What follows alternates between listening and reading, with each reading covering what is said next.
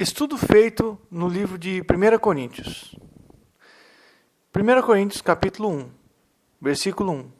Paulo, chamado apóstolo de Jesus Cristo, pela vontade de Deus, e o irmão Sóstenes, a igreja de Deus que está em Corinto, aos santificados em Cristo Jesus, chamados santos, com todos os que em todo lugar invocam o nome de nosso Senhor Jesus Cristo, Senhor deles e nosso. Graça e paz da parte de Deus nosso Pai e do Senhor Jesus Cristo. Sempre dou graças ao meu Deus por vós, pela graça de Deus que vos foi dada em Jesus Cristo. Porque em tudo fostes enriquecidos nele, em toda a palavra e em todo o conhecimento, que deve ser a verdadeira riqueza a ser buscada por cada crente, de maneira que nenhum dom vos falta, esperando a manifestação de nosso Senhor Jesus Cristo. Rogo-vos, pelo nome de nosso Senhor Jesus Cristo, que digais todos uma mesma coisa, e que não haja dissensões entre vós. Antes, sejais unidos em um mesmo pensamento e o mesmo parecer. Uns dizem, eu sou de Paulo, eu de Cefas, eu de Apolo, eu de Cristo. Está Cristo dividido? Somos seguidores de homens? Foi alguém batizado em nome de Paulo? Cristo enviou-me não para batizar, ou seja, criar meus seguidores e minha igreja, mas para evangelizar, não em sabedoria de palavras, técnicas de homens, para que a cruz de Cristo não se faça vã. Porque a palavra da cruz, que representa a abnegação, sofrimento, renúncia, perdas no mundo, é loucura para os que se perdem. Mas para nós, os que se salvam, é o poder de Deus, porque está escrito: destruirei a sabedoria do sábio e aniquilarei a inteligência dos inteligentes. Visto que na sabedoria e providência de Deus o mundo não o conheceu por seus próprios métodos, recursos e ciência, mas aprove a Deus salvar os crentes pela loucura da pregação. O mundo não pode entender isso, porque os judeus pedem sinais, os gregos buscam sabedorias, mas nós pregamos a Cristo e este crucificado. Quem pode crer em um Deus que se rebaixa a ponto de morrer da forma mais vergonhosa e destinada aos piores criminosos? Isso é escândalo para os judeus e loucura para os gregos. Eles não querem esse tipo de Deus, que inverte tanto os valores de grandeza a que eles estão acostumados, e esperam encontrar essas coisas no Deus que formularam em suas mentes sábias. Deus escolheu as coisas loucas deste mundo para confundir as sábias. Deus escolheu as coisas fracas deste mundo para confundir as fortes. Deus escolheu as coisas vis deste mundo e as desprezíveis, e as que não são para aniquilar as que são, para que nenhuma carne se vanglorie diante dele. Veja, dentro das igrejas, que não são muitos os sábios segundo a carne, nem poderosos deste mundo que são chamados. Quero lembrar que, conforme vou lendo o escrito de Paulo, o texto exato de 1 Coríntios, eu vou fazendo algumas observações naquilo que Paulo escreveu. Por isso, o texto não está exatamente como está na Sagrada Escritura, como está na Bíblia, porque tem algumas observações que eu fiz nesse texto. Por isso é um estudo feito em 1 Coríntios. O texto está com as observações ao lado. Então, conforme eu for lendo a Escritura, for lendo o texto, eu vou fazendo algumas observações. Os irmãos vão perceber isso, comparando esse áudio com a sua Bíblia. 1 Coríntios capítulo 2. Então vamos lá, eu vou lendo o texto bíblico e fazendo observações. 1 Coríntios capítulo 2. E eu, irmãos, quando fui ter convosco, anunciando-vos o testemunho de Deus, não fui com sublimidade de palavras ou de sabedoria humana, ou alguma nova técnica de cunho psicológico para convencer, porque nada me propus saber entre vós, senão a Cristo e este crucificado, ou seja, observação minha, morto neste mundo e para este mundo. Sistema de valores, mas vivo para Deus. É isso que significa, porque nada me propus saber entre vós, senão a Cristo e este crucificado. E eu estive convosco em fraqueza e em temor, e em grande tremor. Essas já são palavras do apóstolo Paulo. A minha palavra e a minha pregação não consistia em palavras persuasivas ou maquiagens transculturais de sabedoria humana, mas em demonstração de espírito e de poder. Pois é o Espírito Santo que tem poder de convencer do pecado, do juízo, da justiça e levar o homem ao arrependimento verdadeiro que conduz à salvação. O homem natural não compreende as coisas do Espírito de Deus, porque lhe parecem loucura, e não pode entendê-las, porque elas se discernem espiritualmente, mas o que é espiritual discerne bem tudo. E ele de ninguém é discernido, compreendido, aceito, porque quem conheceu a mente do Senhor para que possa instruí-lo? Mas nós temos a mente de Cristo. Dessa forma, irmãos, isso foi um pequeno resumo do capítulo 1 e do capítulo 2 de 1 Coríntios. Agora, eu vou fazer um pequeno resumo do capítulo 3 de 1 Coríntios. Esses pequenos resumos, eles foram feitos propositadamente para que nós tivéssemos uma ideia de todo o livro de 1 Coríntios em um curto espaço de tempo, para entender o que Paulo quis dizer nesses capítulos de 1 Coríntios. Então eu vou falar um pedacinho de cada um dos capítulos, para ver se a gente monta a ideia central do que Paulo estava tentando passar nessa carta àquela igreja de Coríntios, e que se aplica a toda a igreja do Senhor Jesus Cristo em todos os séculos, e agora, para nós, neste século. Então, vamos lá, 1 Coríntios capítulo 3. E eu, irmãos, não vos pude falar como a espirituais, mas como a carnais, como a meninos em Cristo. Com leite vos criei, e não com carne, porque ainda não podíeis, nem tampouco ainda agora podeis, porque ainda sois carnais. Pois havendo entre vós invejas, contendas e dissensões, não sois porventura carnais? Não andais segundo os homens, buscando preeminência, destaque, seguindo homens, destacando um em detrimento de outro.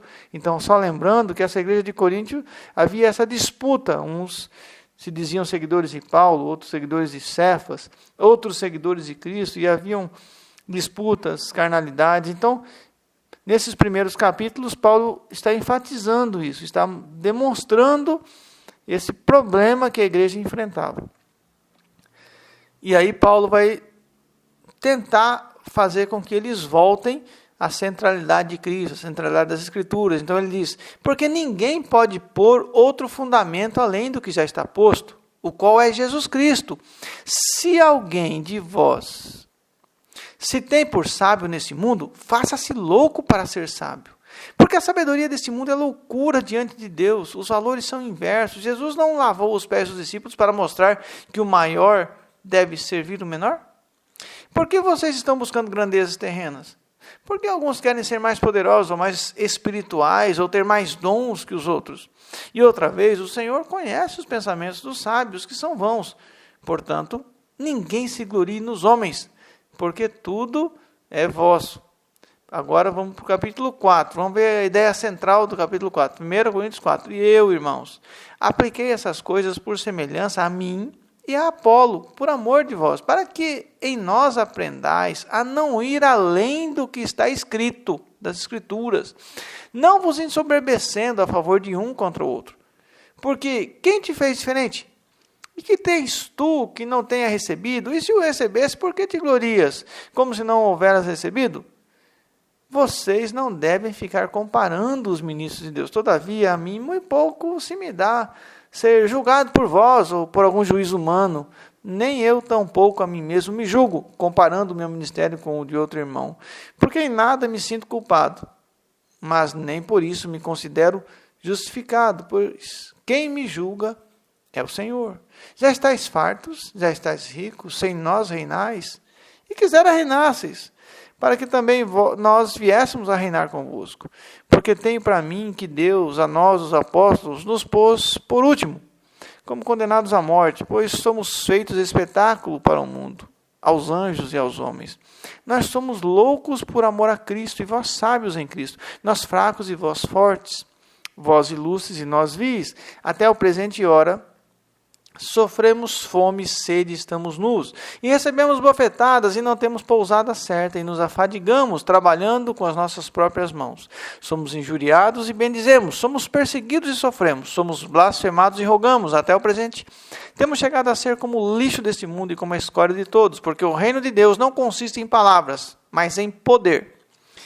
Poder para vencer o pecado, o orgulho e para suportar provações, como estas que vos escrevi, e principalmente poder para vencer o amor ao dinheiro, à glória humana, e deixar todas essas coisas crucificadas com Cristo. Então agora vamos para o capítulo 5 de 1 Coríntios, vamos tentar pegar a ideia central dele. Geralmente, se ouve que há entre vós fornicação tal que nem ainda entre os gentios se nomeia. Como é haver quem abuse da mulher de seu pai? Estáis ensoberbecidos, e nem ao menos vos entristecestes por não ter sido dentre vós tirado quem cometeu tal ação? Não é boa a vossa jactância. Não sabeis que um pouco de fermento leveda toda a massa? Alimpai-vos, pois, do fermento velho, para que sejais uma nova massa. Mas agora vos escrevi que não vos associeis com aquele que, dizendo-se irmão, for devasso, ou avarento, ou idólatra, ou maldizente, ou beberrão, ou roubador, com o tal nem ainda comais. Agora vamos ver 1 Coríntios 6. Qual a ideia mais proeminente, mais central? Ou não sabeis que o vosso corpo é o templo do Espírito Santo, que habita em vós, proveniente de Deus, e que não sois de vós mesmos, porque fostes comprado por bom preço. Glorificai, pois, a Deus no vosso corpo e no vosso espírito, os quais pertencem a Deus. 1 Coríntios 7. Fostes comprados por bom preço. Não vos façais servos de homens e suas filosofias e modismos, e os que usam deste mundo como se dele não abusassem, porque a aparência deste mundo passa. Não se deve estar preso demais a este mundo. E a ideia central de 1 Coríntios 8. Então a gente escolhemos o versículo 6, para tentar pegar um resumo do capítulo 8 de Coríntios. Então 1 Coríntios 8, versículo 6. Todavia para nós há um só Deus, o Pai, de quem é tudo, e em quem estamos, e um só Senhor, Jesus Cristo, pelo qual todas as coisas, e nós por ele. Agora o capítulo 9, 1 Coríntios 9, 27. Antes, subjugo o meu corpo e o reduzo à servidão, para que pregando a outros, eu mesmo não venha, de alguma maneira, a ficar reprovado. 1 Coríntios capítulo 10, versículos 22 a 24. Ou irritaremos o Senhor? Somos nós mais fortes do que Ele? Todas as coisas me são lícitas, mas nem todas as coisas convêm. Todas as coisas me são lícitas, mas nem todas as coisas edificam. Ninguém busque o proveito próprio, antes cada um o que é de outrem. Essa seria uma das ideias centrais desse capítulo 10. E agora a gente vai ver como essas ideias centrais, como esses problemas que aconteciam na igreja dos Coríntios, como Paulo classifica esses problemas, como Paulo trabalha esses problemas, e como esses problemas se relacionam com aqueles dons que se manifestavam ali na igreja, e como Paulo trata o uso desses dons. Então vamos ver agora em 1 Coríntios 11. Porque antes de tudo, ouço que, quando vos ajuntais na igreja, há entre vós dissensões, confusões, brigas, e em parte eu creio. E até importa que haja entre vós heresias, para que os que são sinceros se manifestem entre vós. Então aqui Paulo regulamenta a ceia. Até a ceia estava sendo bagunçada na igreja de Coríntios.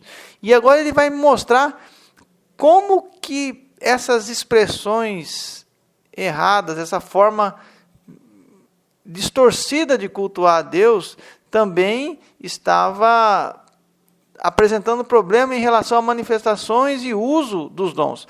Então agora a gente pode entrar em 1 Coríntios 12, vamos ver como Paulo trata essa questão em 1 Coríntios 12. Então, ele começa assim: acerca dos dons espirituais, não quero, irmãos, que sejais ignorantes. Vós bem sabeis que ereis gentios, levados aos ídolos mudos.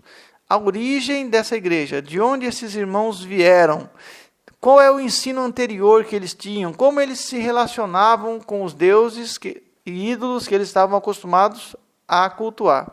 Então veja, Paulo mostrando para eles como essas influências da vida pregressa, da religião antiga, poderia afetar no culto que eles estavam oferecendo a Deus.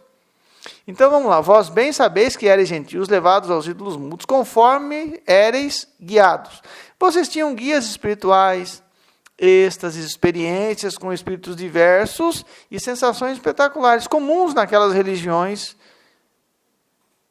naquela região ali grega, ali dos coríntios. Portanto, quero que compreendais que ninguém que fala pelo Espírito de Deus, agora já na igreja, pode dizer que Jesus é maldito.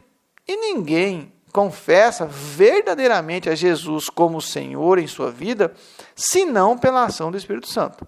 A pergunta que vocês sempre deverão fazer é: as experiências sobrenaturais estão ou não exaltando e dando toda a glória a Cristo? Ou estão apenas trazendo satisfações ao ego do servo, sendo, portanto, um anátema ao Senhor? Vocês têm aprendido a confessar que só Jesus é o Senhor? Fiquem atentos. Ninguém consegue compreender a extensão, a profundidade e o valor do senhorio de Cristo se não for pela ação do Espírito Santo. E esta é a função primária, primordial dos dons do Espírito. O dom que você está desenvolvendo, dá glória ao Senhor Jesus ou dá glória a você mesmo, ao seu talento? Então é isso que Paulo está dizendo aqui. A função primária do dom é glorificar a Deus, ao Senhor Jesus, e não a você mesmo. Vamos continuar a leitura da Bíblia agora. Há diversidade de dons e operações, mas é o mesmo Deus que opera tudo em todos. Mas a manifestação do Espírito é dada a cada um para o que for útil, a fim de dar glórias a Cristo e nunca ao servo. Essa é uma observação minha. Mas você pode ver aí na sua Bíblia, capítulo 12 de Coríntios, que a gente está seguindo os versículos conforme estão aí na Bíblia. Porque a um, pelo Espírito Santo, letra maiúscula aí no E, é dada a palavra da sabedoria. A outro, pelo mesmo Espírito, a palavra da ciência. Mas um só e o mesmo Espírito opera todas estas coisas, repartindo particularmente a cada um como quer, de forma ordenada e para um fim proveitoso e útil. Portanto, não e nunca será você que vai escolher qual dom que quer ter e qual o dom que o Senhor te dará para servir a igreja. Ele distribui os dons, não somos nós. Porque assim como o corpo é um e tem muitos membros, e todos os membros, sendo muitos, são um só corpo, assim é Cristo também. O Senhor Jesus é o cabeça, e a igreja é o corpo místico do Cristo corporativo, pois todos nós fomos batizados em um Espírito, formando um corpo, quer judeus, quer gregos, quer servos, quer livres, e todos temos bebido de um Espírito. Espírito que alimenta, nutre e coordena esse corpo. Porque também o corpo humano não é um só membro, mas muitos. Se o pé disser, porque não sou mão, não sou do corpo, não será por isso do corpo? Mas os membros do corpo, que parecem ser os mais fracos, são necessários. E os que reputamos ser os menos honrosos no corpo, a esses honramos muito mais. De maneira que se um membro padece, todos padecem com ele. Se um membro é honrado, todos os membros se regozijam com ele. Ora, vós sois o corpo de Cristo, e seus membros em particular, e para edificação e cuidado do corpo. Deus pôs na igreja, primeiramente, apóstolos, em segundo lugar, profetas, em terceiro lugar, doutores, depois milagres, depois dons de cura, socorros, governo, verdade de idiomas. Porventura são todos apóstolos? São todos profetas? São todos doutores? São todos operadores de milagres? Têm todos o dom de curar? Falam todos diversas línguas ou idiomas? Interpretam todos? Será que todos possuem o mesmo dom? Portanto, procurai com zelo os melhores dons, e eu vos mostrarei um caminho mais excelente. Procurar o dom não quer dizer dar ordens a Deus para que Ele dê o dom que eu escolhi, estou procurando e reivindicando, não. Antes, pelo contrário, é desenvolver em amor o dom que Ele decidiu te dar. Ou seja, se Deus te deu o dom de curar, então faça a faculdade de medicina e seja um excelente médico. Se Deus tem te dado o dom de línguas, de falar ou interpretar, faça um curso de letras e seja um missionário no estrangeiro, ou intérprete dos estrangeiros, ou mesmo um tradutor da Bíblia, interpretando-a em outro idioma. Claro que milagres podem acontecer, e para um fim proveitoso e incomum. Deus pode fazer um milagre e você falar instantaneamente uma língua estrangeira. Isso é um milagre. Como a história nos conta acerca de missionários na China, em algumas tribos indígenas, que falaram pelo Espírito instantaneamente, sem nem mesmo compreender as palavras que pronunciavam, ainda que soubessem o que diziam, pois o Evangelho a ser pregado é o mesmo para qualquer povo. Ou seja, eles pensavam na língua materna e quando abriam a boca saía no idioma daquelas pessoas que estavam ouvindo. Isso é um milagre. Deus pode fazer isso sempre. Ele fez no passado, pode fazer de novo. Mas isso é um milagre, é uma exceção que Deus pode fazer. Não é a regra. A norma é que você busque o dom e desenvolva o dom que o Espírito Santo te deu. E não tenha preguiça de cursar uma universidade ou seminário para aprimorar esse dom. O dom é um princípio do Espírito. E quando Ele nos dá, nós podemos desenvolvê-lo. Se não pudéssemos, isso não estaria escrito aqui. 1 Coríntios 13. Ainda que eu falasse a língua dos homens e dos anjos, e não tivesse amor, seria como metal que soa, ou como sino que retine. Vocês sabem que jamais houve testemunho de uma pessoa que falasse em língua de homens e de anjo. Não é? Sabem ou não? Muito bem, vou dar outro exemplo. Ainda que tivesse o dom de profecia e conhecesse todos os mistérios e toda a ciência, vocês acham que existe alguém que conheça todas as ciências? Tipo metafísica, astrofísica, física quântica, todas elas ao mesmo tempo, sabendo tudo de todas? Já ouviu falar de alguém assim? Eu não. E ainda que tivesse toda a fé, vocês já ouviram falar de algum ser humano que tivesse toda a fé? A ponto de transportar os montes? Vocês sabem que eu nunca fiz e nem farei isso. É isso que o apóstolo Paulo estava dizendo. Ele estava usando uma linguagem, falando de coisas que ele não possuía. Nunca transportei monte algum. E estou falando de suposições fictícias. Isso chama-se hipérbole. Estou fazendo uso de uma figura de linguagem que trabalha com exageros, para realçar a importância do amor. Não estou falando de coisas possíveis, de coisas que eu tenha vivenciado. Se eu tivesse tudo isso, fizesse essas coisas espetaculares e não tivesse amor, nada seria.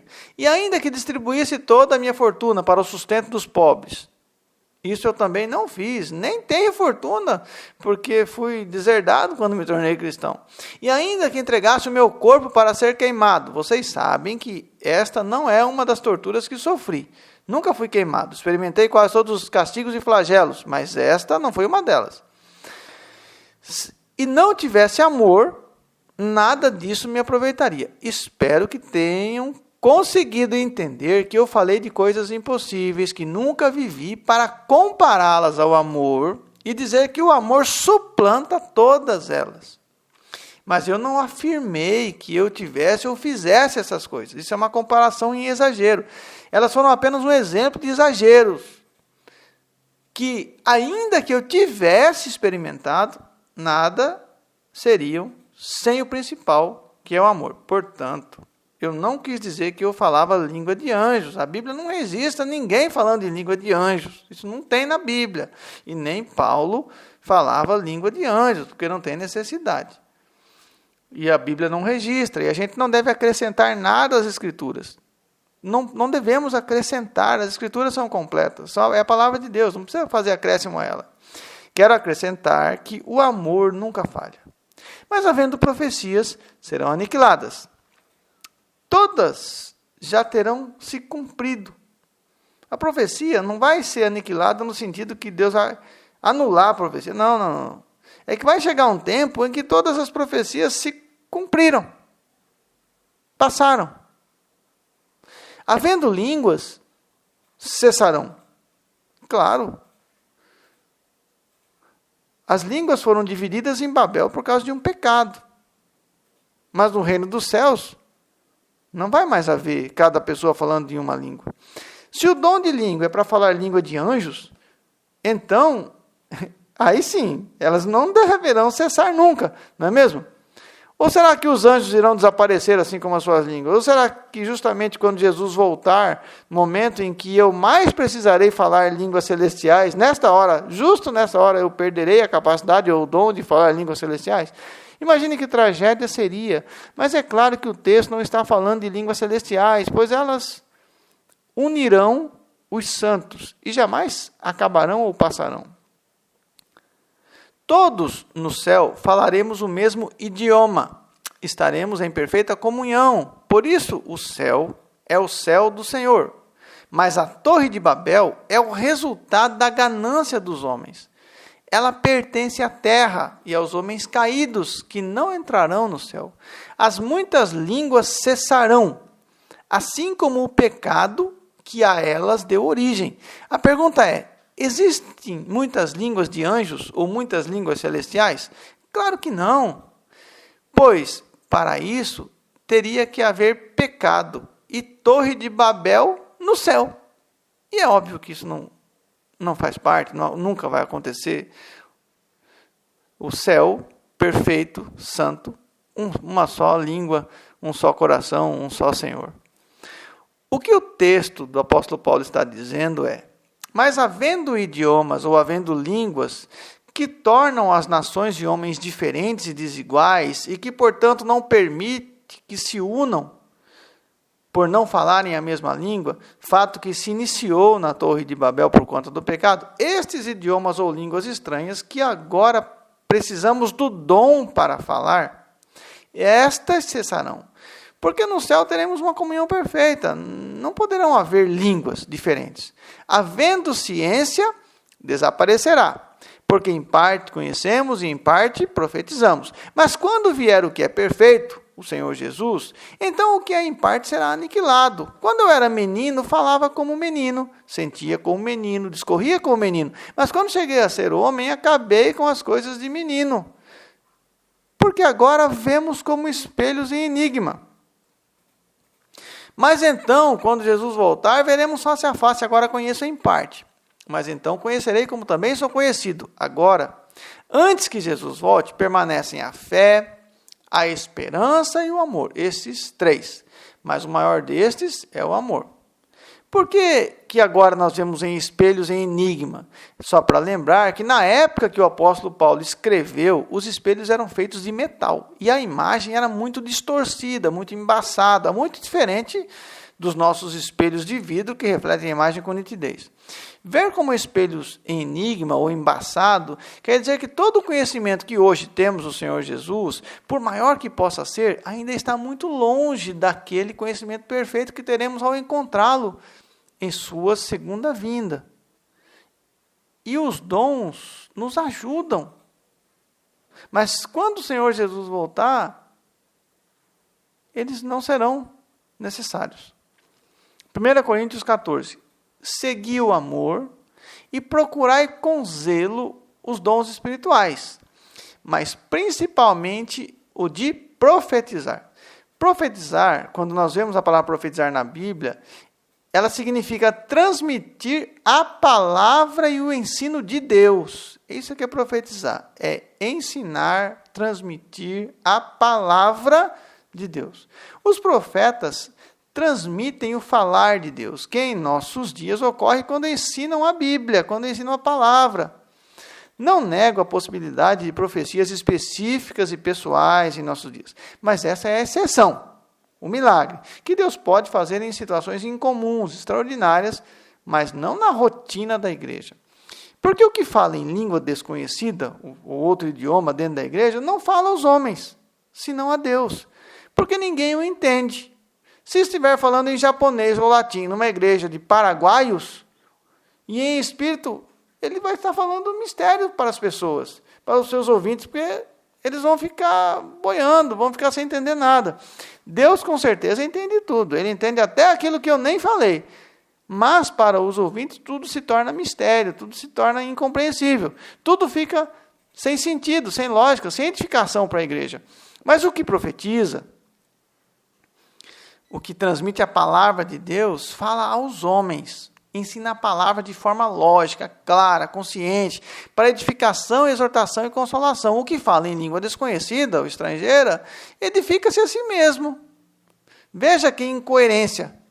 Os dons são para a edificação do corpo, como eu já havia lhes ensinado.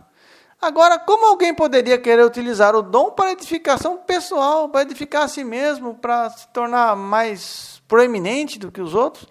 Não foi isso que fez Saul, quando para si mesmo edificou um altar em auto-homenagem e foi definitivamente rejeitado pelo Senhor? Vamos ver lá, 1 Samuel, capítulo 15, verso 12.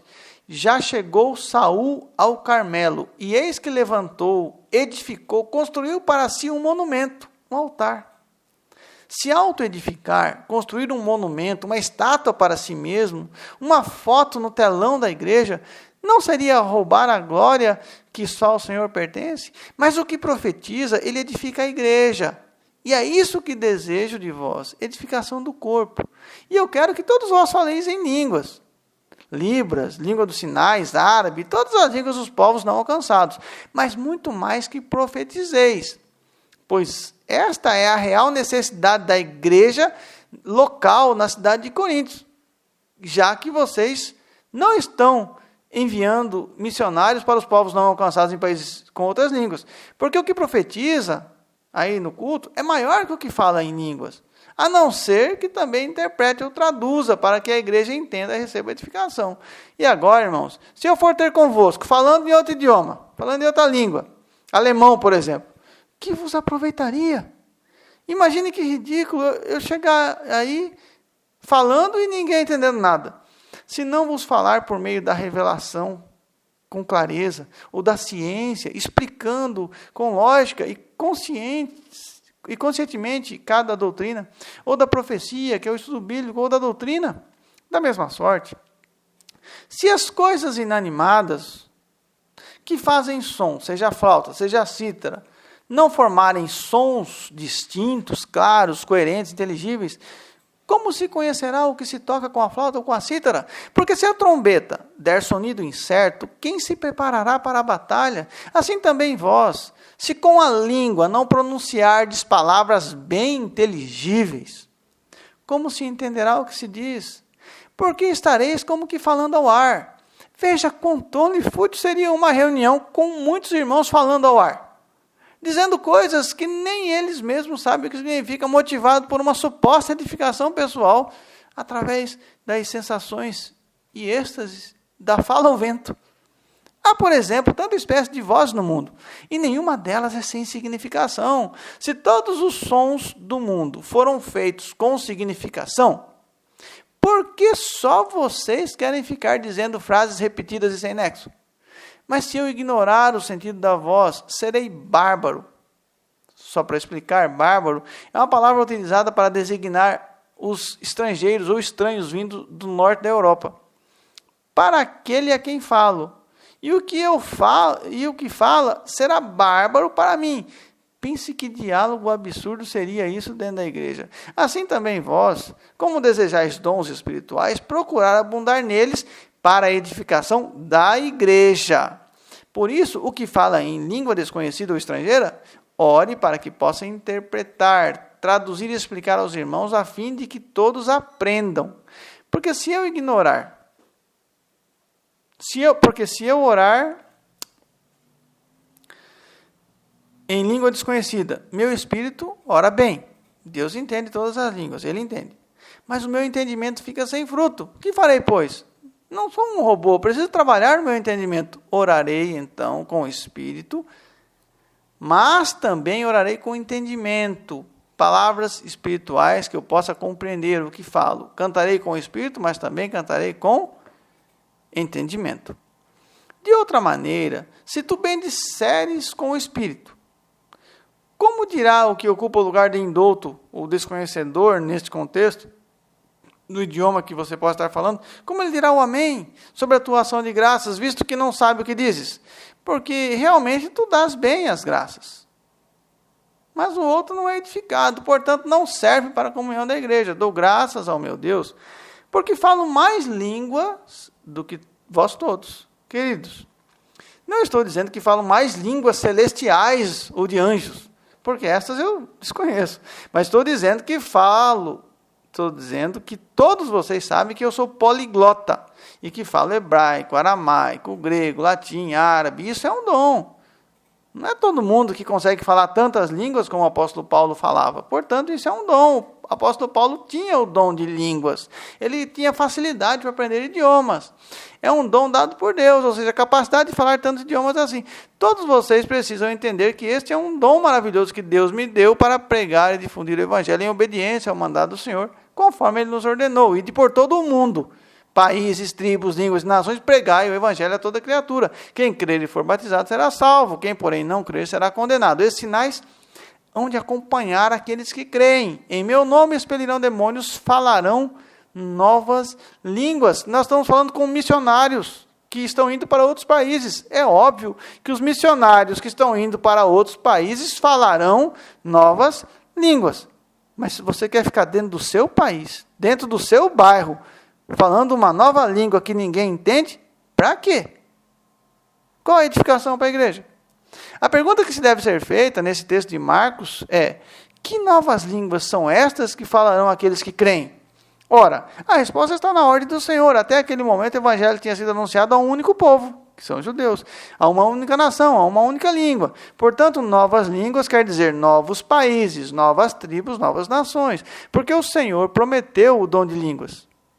Porque Deus capacita os escolhidos, os que creem, os que devem pregar o evangelho a todas as nações. Como aqueles discípulos sem instrução, sem estudo, iletrados, iriam pregar, evangelizar, traduzir e interpretar as Sagradas Escrituras para tantos povos de línguas diferentes. Se não fosse a capacitação especial dada pelo Espírito Santo através do dom de línguas. Dom conferido aos missionários nas missões transculturais. Todavia, eu antes quero falar na igreja 5 palavras da minha própria inteligência, domínio, clareza, autocontrole, consciência do ensino a ser transmitido, para que possa também instruir os outros, do que 10.000 palavras em línguas desconhecidas, porque talvez eu recebesse muitos aplausos falando palavras exuberantes e miraculosas que ninguém entende, mas não faço.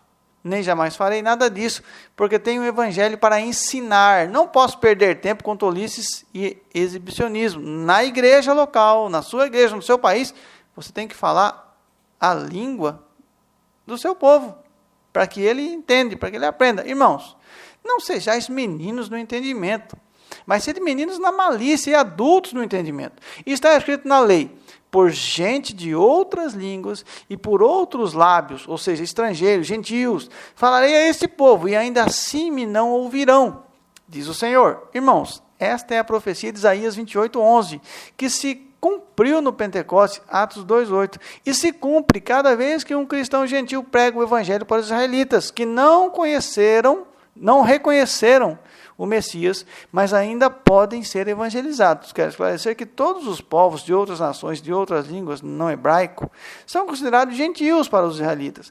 E o sinal do Pentecostes, como também o sinal na casa de Cornélio, de Atos 10:46, são sinais endereçados aos judeus e relacionados com esta profecia de que eles ouviriam o evangelho eterno de lábios estrangeiros, ferindo o orgulho que tinham por ser a única nação a conhecer o Deus vivo.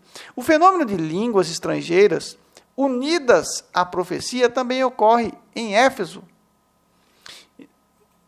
E Atos capítulo 19, versículo 5, nós vemos isso. A não ser esses relatos históricos e de cumprimento profético relacionados a Israel, não encontramos nas Escrituras qualquer outra referência a línguas estranhas ou estrangeiras. Quero fazer uma observação. O fenômeno de línguas diversas teve seu início com o pecado da Torre de Babel, Gênesis 11, verso 7. Deus fez isso para que o povo não pudesse mais entender a língua uns dos outros. Esse foi um castigo, uma punição por desobediência ao Senhor. E provocou divisão e separação no povo. Já no Pentecoste, o fenômeno é exatamente o contrário, pois a Bíblia relata em Atos 2, 7 e 8, e todos pasmavam e se maravilhavam, dizendo: não são galileus todos esses homens que estão falando? Como, pois, os ouvimos cada um em nossa própria língua em que somos nascidos? Não tem nada a ver com a língua dos anjos. Eles ouviam na língua que eles nasceram, nos países que eles nasceram. Aqui está o grande diferencial entre Pentecostes e Babel. Pentecostes une o povo de Deus, pois cada um entende em sua própria língua. Babel desune, separa, tira a pessoa da igreja, pois ninguém entende o que está sendo dito. Quero também frisar um princípio da hermenêutica, que é a interpretação bíblica. Sempre que uma coisa aparece pela primeira vez na Bíblia, nós temos então sua característica principal, que regerá em toda a Escritura. Vemos, portanto, que a primeira vez que o dom de língua aparece, ali em Atos, capítulo 2, cada um entende na sua própria língua materna. Então eram línguas humanas, idiomas. Isso não deveria ser uma norma a reger esse dom?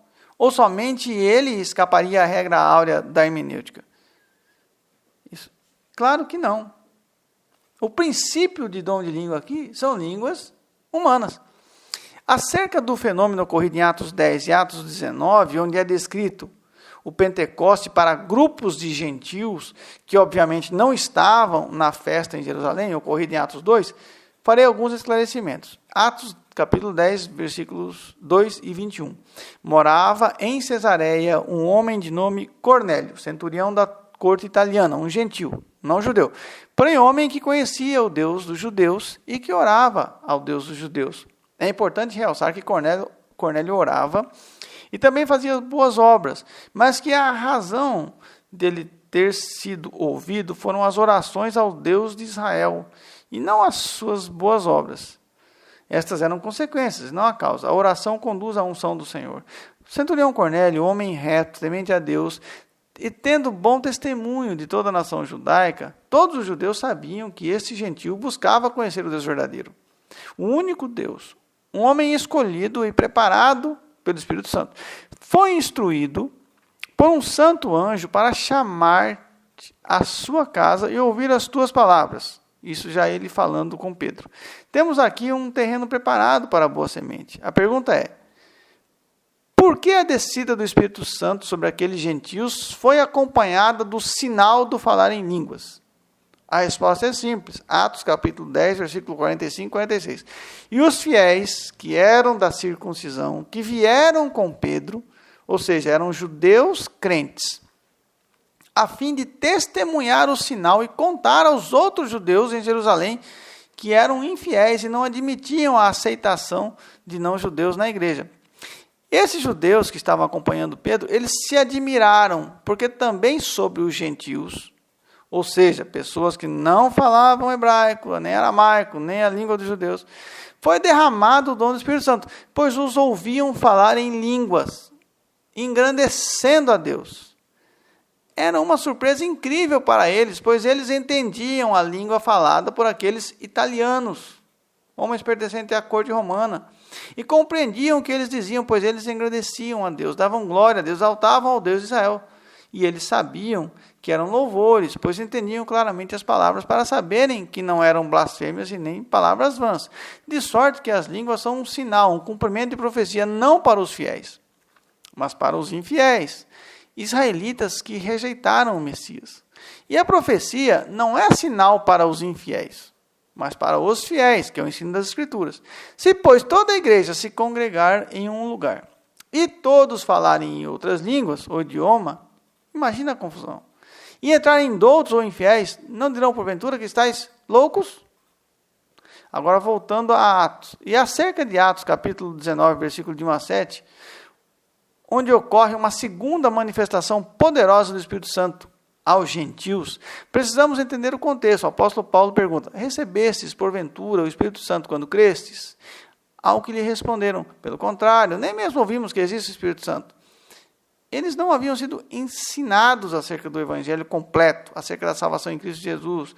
Eram como Cornélio, ouviram do Deus vivo, seus corações foram preparados para ser terreno fértil, mas ainda não eram crentes verdadeiros. Então Paulo perguntou: em que fostes batizados? Em que vocês creram?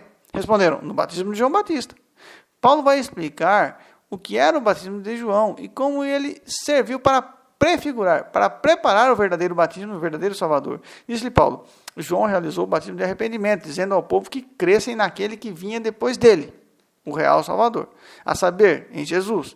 Portanto, se vocês ainda não aprenderam de Jesus, vocês ainda não são salvos, não são verdadeiros crentes, mas eu vou ensiná-los. Eles, tendo ouvido isto, creram, foram batizados no nome do Senhor Jesus.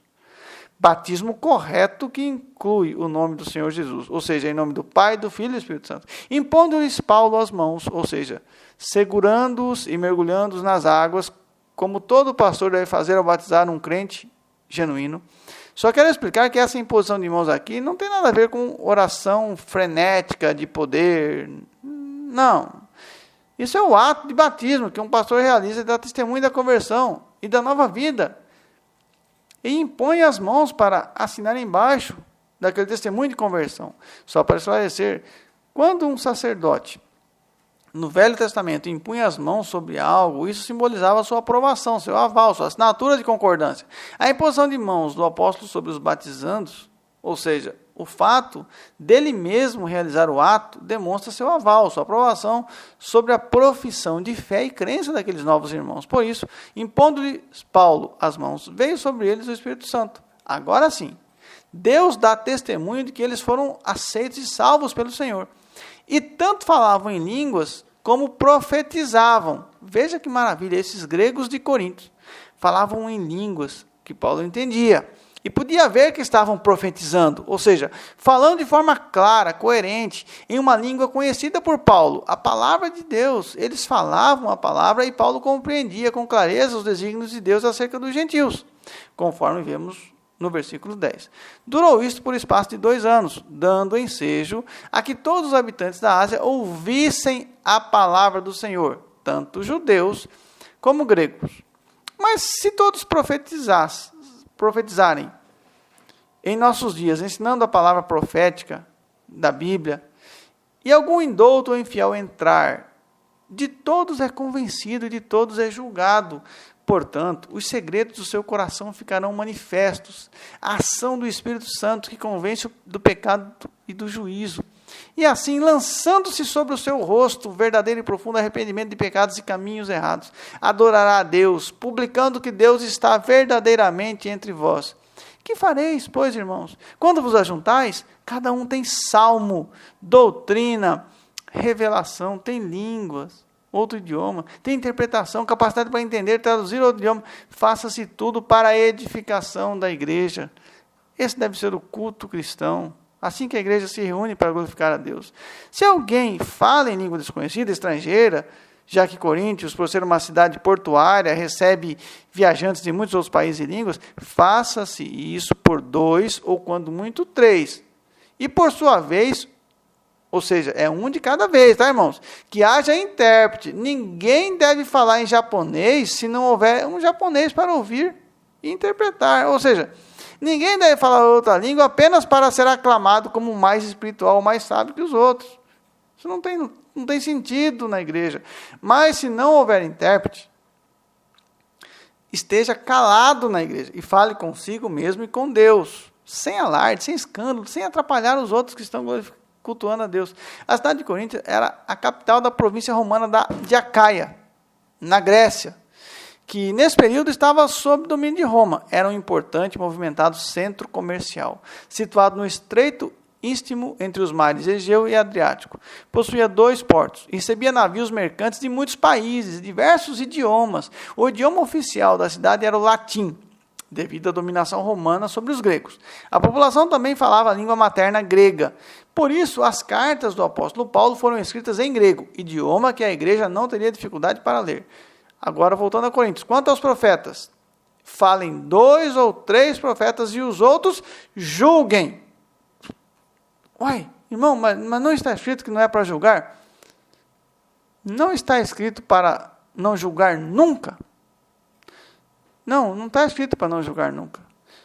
Ou em hipótese alguma. Não é isso que está escrito. O que está escrito é: não julgueis levianamente, pois sempre que eu julgo, sou também exposto a ser julgado na mesma medida. E, portanto, se julgo o falso profeta, devo andar em conformidade com a Escritura, para não ser igual a ele, pois sofrerei o mesmo julgamento e, portanto, a mesma condenação, caso não esteja em santidade e andando conforme a verdade. Mateus capítulo 7, versículo 1 e 2. O próprio Senhor Jesus diz no versículo 15: acautelai-vos dos falsos profetas. Portanto, julgar a profecia é uma ordem bíblica. Eu preciso saber se aquilo vem mesmo de Deus ou não. Mas se a outro que estiver assentado for revelada alguma coisa, cale-se o primeiro. E vamos parar com essa baixaria de falarem alto e todos ao mesmo tempo. Vocês não são um bando de histéricos, mas são filhos de Deus.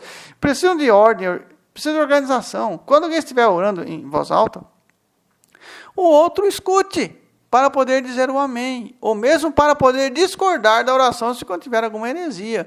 Porque todos podereis profetizar, uns depois dos outros, com ordem e decência, para que todos aprendam. Porque profecia tem a ver com o ensino da palavra de Deus. E sejam consolados. E os espíritos dos profetas estão sujeitos aos profetas, porque Deus não é Deus de confusão, senão de paz. Como em todas as igrejas dos santos. Nada de querer ser diferente ou criar novos movimentos. A igreja não deve ficar inventando moda. Como a noiva de Cristo, ela é uma mulher que dá ouvidos ao marido. Está sujeita ao marido. E se cala diante dele e não inventa dogmas e doutrinas. Somente o marido fala e ensina. A esposa submete-se. 1 Timóteo, capítulo 2, verso 12. As vossas mulheres estejam caladas nas igrejas, porque não lhes é permitido falar, não, mas estejam sujeitas, como também ordena a lei. Se querem aprender alguma coisa, interroguem em casa seus próprios maridos, porque é vergonhoso que as mulheres falem na igreja. Porventura saiu dentre vós a palavra de Deus? Ou veio ela somente para vós? Que desculpa ou razão vocês têm para relativizar ou não querer obedecer? Se alguém cuida ser profeta ou espiritual, reconheça que as coisas que vos escrevo são mandamentos do Senhor. Mas se alguém ignora isso, então que ignore. Depois vai prestar contas a Deus, pode ter certeza. Portanto, irmãos, procurai com zelo profetizar e não proibais falar em língua. Não é para proibir. Apenas sigam o modelo do Pentecoste. Atos 2, de 4 a 7 e 8. E todos foram cheios do Espírito Santo e começaram a falar em outras línguas, conforme o Espírito Santo lhes concedia que falassem. E todos pasmavam e se maravilhavam, dizendo uns aos outros: pois que? Não são galileus todos esses homens que estão falando? Como, pois, os ouvimos cada um na nossa própria língua em que somos nascidos? Esse é o padrão. Esse é o padrão das línguas estranhas ou estrangeiras. Por favor, igreja, não invente nada. Não há testemunho bíblico para alguém que tenha falado língua de Marte, Júpiter, Saturno, ou línguas celestiais, ou de alguma tribo de anjos. Isso é apenas criatividade humana. Não tem pessoas que fizeram isso na Bíblia. A Bíblia diz que pessoas cheias do Espírito Santo falaram em línguas, magnificaram a Deus e profetizaram. A Bíblia diz que elas magnificaram a Deus e profetizaram. Algo perfeitamente compreensivelmente humana. Atos 10, 46, 19, capítulo 19, verso 6, porque as pessoas que estavam ouvindo e que eram de outras nações, de outros países, podiam ouvir e entender o que elas, pelo Espírito, estavam profetizando. Esta é a norma bíblica do falar em línguas. Não invente. Mas faça-se tudo decentemente e com ordem. Não vos enganeis, as más conversações corrompem os bons costumes. 1 Coríntios 15, 33. Saudações da minha própria mão, de Paulo. Se alguém não ama o Senhor Jesus Cristo, seja anátema, seja maldito. Maranata.